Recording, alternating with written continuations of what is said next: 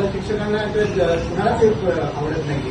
कारण आम्ही बालमानस सुद्धा बघतो की लहान मुलं 2 वर्ष 6 वर्ष ते 7 तर 12 वर्षावर 3 लँग्वेज शिकण्याची त्याची मानसिकता नसते.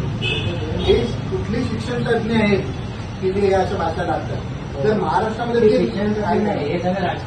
महाराष्ट्रामध्ये जर 3 भाषा असतील तर युपीमध्ये कुठल्या भाषा शिकवणार कर्नाटकला. आणि जर का ते म्हणतात ना की 20 पालक जर तयार असतील तर आम्ही तुम्हाला ऑप्शन दुसरी भाषा, मग 20 पालकांनी जर राजीनामा मागितला तर भोसे राजीनामा देणार आहे का? नाही, पण हे आता तुम्ही पंडित सर आहेत त्यांनी पण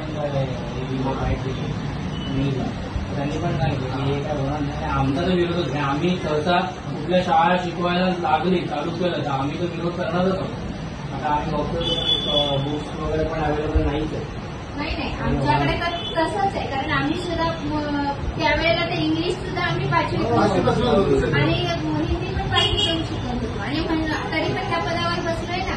झेडपीच्या शाळेत गेलो 4थीपर्यंत एक पाटी गेली, एका पाटीवरच निबंध लिहिला, तिथेच गणित लिहिली, सगळं केलं. आणि आमच्या बरोबरची मुलं पायलट आहे, डॉक्टर आहे, इंजिनियर आहे, असं काही नाही. तुम्ही इंग्लिशच घेतलं पाहिजे. उलट मराठी माध्यमातून आणि आपल्या त्याच्यातून कन्सेप्ट जेवढ्या क्लिअर होतात तेवढ्या परकीय भाषेतून होतच नाही. इव्हन गुजरातमध्ये पण हिंदी नाहीच आहे. आता हे सगळं आहे मान्य आहे. तर कसं आहे का शासकीय परिपत्रक आले ना आम्हाला फॉर्मेट पोचणं करावे लागतं. आता इंग्लिश असं काय झालं पण समजा ओळखतात सगळ्यांना आम्ही कळवणार. पण फक्त काय माहिती का अंतर्गत